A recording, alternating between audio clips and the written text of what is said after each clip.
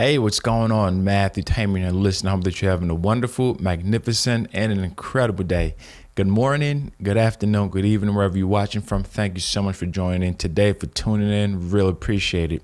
I'm really excited about today's show because, as always, I want to give you something. Every show that I do, I want to make sure that I leave you better than I found you. In other words, the information that you're going to get, it is going to be able to transform your business, transform your life, and this show is no different.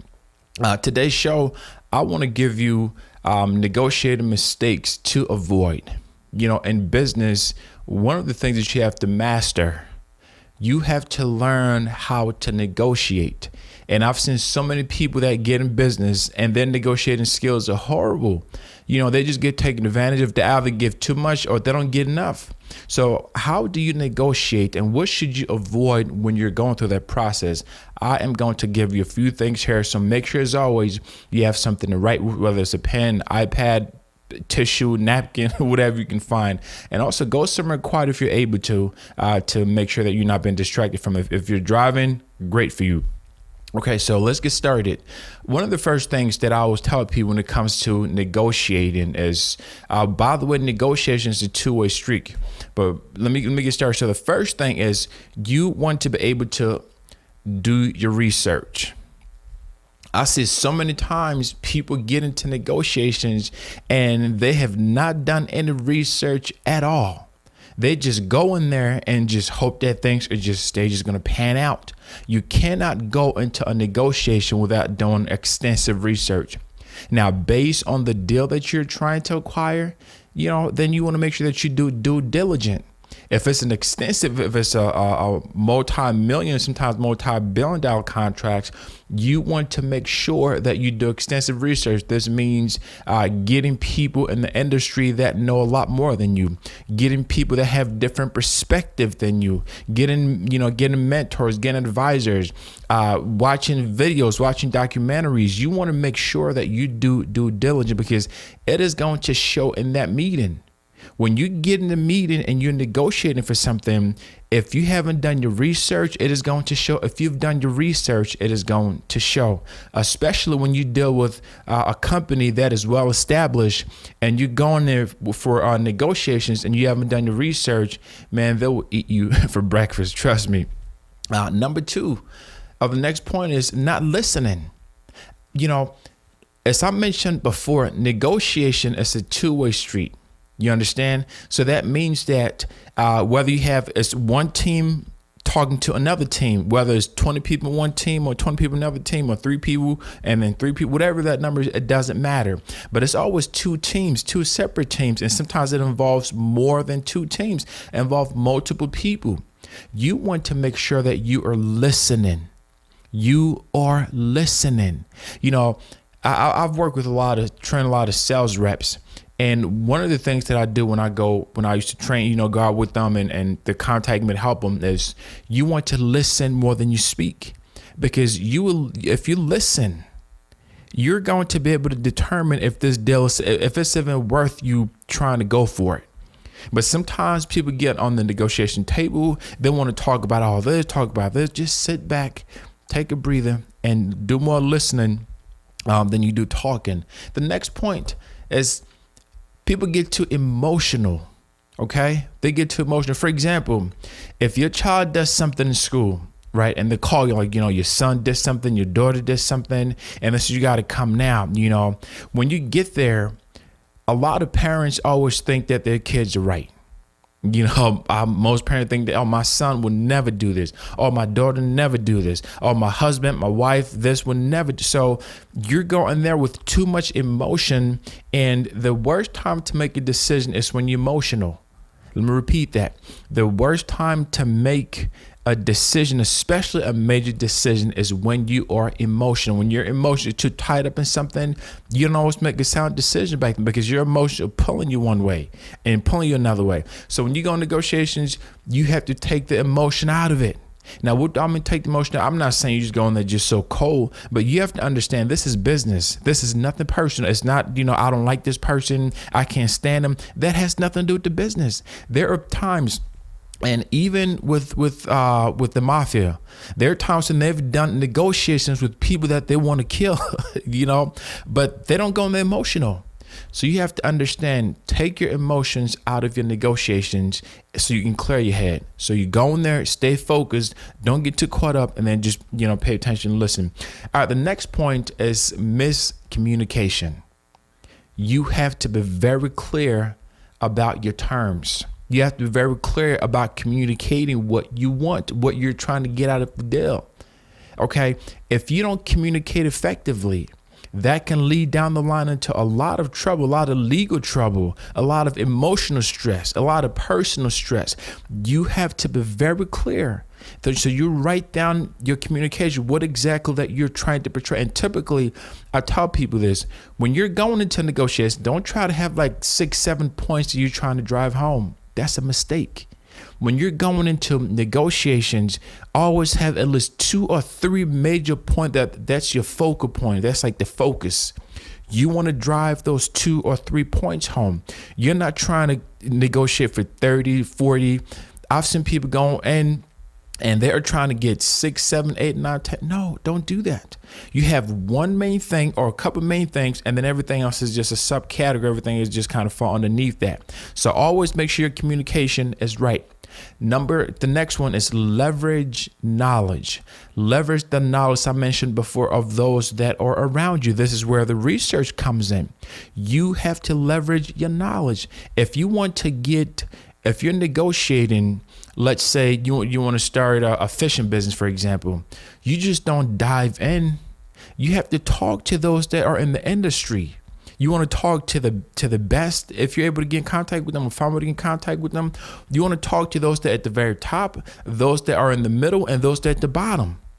What does that mean? You want to talk to the most successful, those that are subpar successful, and those that are still coming up, because that is going to give you a great perspective about the whole thing from the bottom all the way to the top, or from the top to the bottom. So you want to make sure that you're leveraging the knowledge of people that are in that industry. Please, this is vital, because by leveraging their knowledge, you can gain little nuggets here and there that you can be able to use when you're going in that negotiation.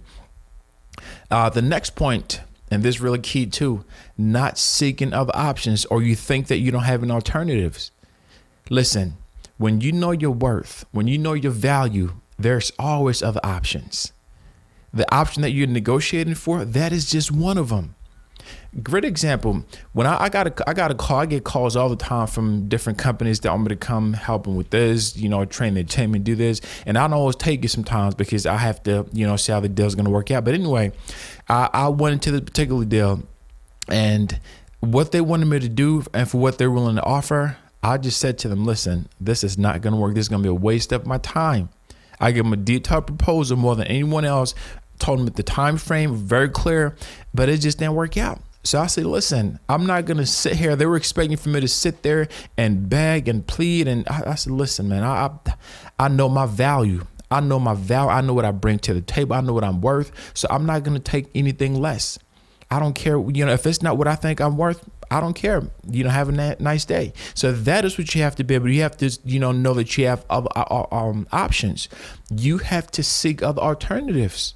Trust me, when you see people sometimes go on different shows that they're trying to get funders for, if they don't get the funding or capital for it, they know that someone else is going to come. That's why some people go on game shows or whatever, different entrepreneur shows to raise capital. If they don't get it, see you later, because they know their worth.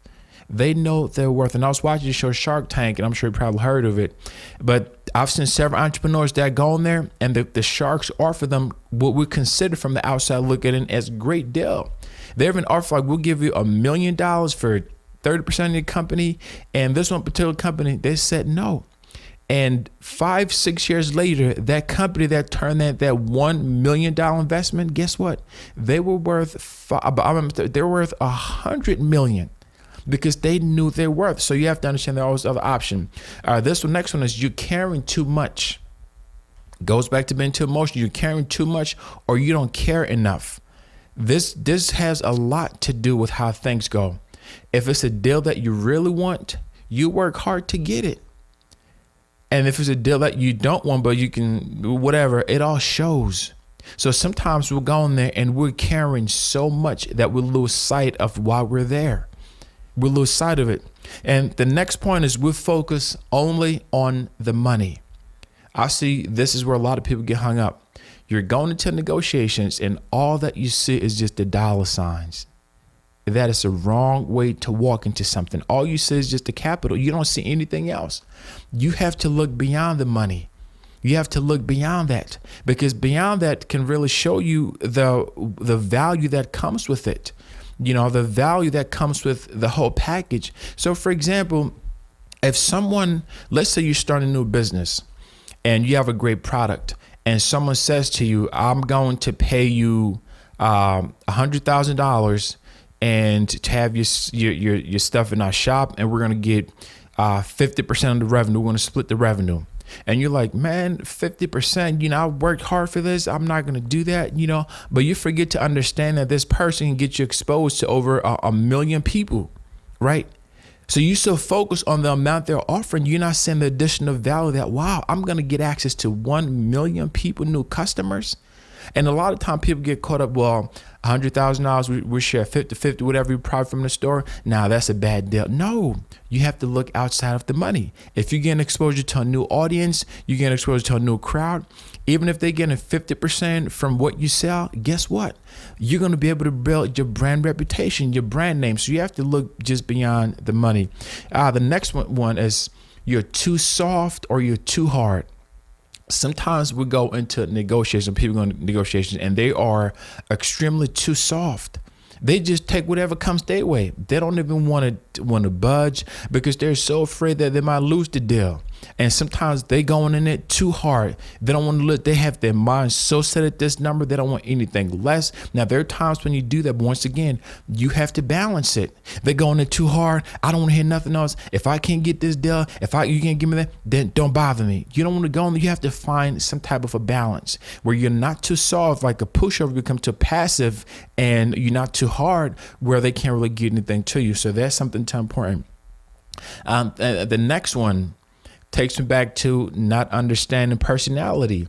Listen, when you're talking to people, you have to understand their personality, their temperament. You have to know what ticks them. You have to know what moves them. You have to know. And these is done by understanding. See, one of the things that I do is I study people. It takes me about a couple minutes for me to, when I meet someone, I can pretty much determine where they're at with whatever negotiation they want to work on. So I can be able to say, okay, can I bring this topic up? Can I bring this amount up? Can I go this way? You have to understand their personality. There's some people that they just want things like that. If you're dealing with someone that want to move fast like that, if you can't slow them down, then you have to find a way to kind of get on their pace. On the flip side of it, if you're dealing with someone that moves, relatively slow and you want to speed things up, then you have to find some type of balance. But it's so important to understand people's personality, because there's some people that move fast. There's some people that move slow. There's some people that are just loud. They're quiet. There's some people that just do things sporadically. So understand whoever you're negotiating with, their personality. Trust me, it is going to help you so much. And the next thing is you're trying to beat the other person. It's like a competition. Listen, when you're in negotiations, you want to take that competitive thing out your head. Let me explain what I mean. You're not trying to beat the other person, right? Because you're trying to work on a collective deal that's going to benefit the both of you. So you're trying to work on something to benefit, not to beat. You understand? So make sure that you're not going in there, well, I got to beat them with this. No. You want something, you're looking out for your best interest. That's different.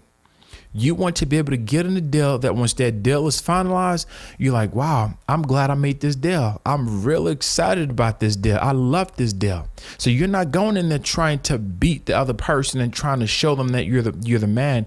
You don't want to do that, because that can turn a lot of people off. That's a major turn off. And this one, I love this one, not being yourself. A lot of people get in negotiations and they are trying to impersonate everybody else, but be themselves. Let who you are come out. If you like cracking jokes, crack a couple of jokes or something. Don't just be so stern and stiff. Just be yourself.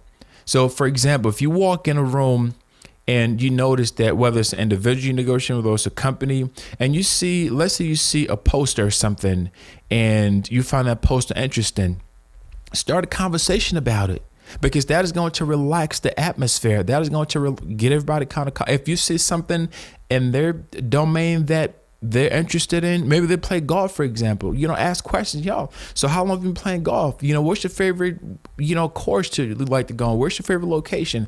Just say something to kind of, just be yourself. Be yourself and take the anxiety off. Sometimes people go on this thing, they got to get so much tension. No, be yourself. If you want to sit down and crush your leg if you want, because the person you're dealing with, they're going to appreciate you being yourself so much more. I guarantee you that. And another point is you have to talk to decision makers. You don't want to go talk to the gate. You will never come to a finalization with a gatekeeper. So you have to find some way to talk, whether it's the CEO, the CFO, the whatever else that's in charge of that particular department or the company. You want to talk to the decision maker, because that's the person, or those are the people that make the decisions. They make the final decision. So you have to get to talk to them. You talk with a gatekeeper I've done it before in the past, and trust me, you don't get too far. You have to find somewhere to get past the gatekeeper to the decision maker. And then finally, body language. This is another important thing. If you're going negotiation, your body language, sometimes when you're dealing with certain teams, they will have a body language expert that analyze you. So when you go in and you sound like this, or you slouch over, or if you go in your posture, fix yourself. Let me fix this tie, fix this hair. Now you want to seem confident. Okay, you don't want to seem like you just, I don't want to be here. Even if you're tired as whatever, just fix yourself up.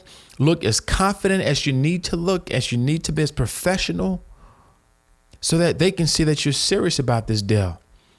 Body language, and you can watch their body language as well. And one final story, I remember one time I was doing some training with a sales rep, and went out to do some prospecting, and they were talking with the new prospect, and I watched the lady that they were talking to. She started yawning, but the person that I was with, that was doing the prospect, and I was watching them, they kept on talking while this lady is yawning, about to fall asleep. There was so much, and I got to tell you, they just ignored that body language.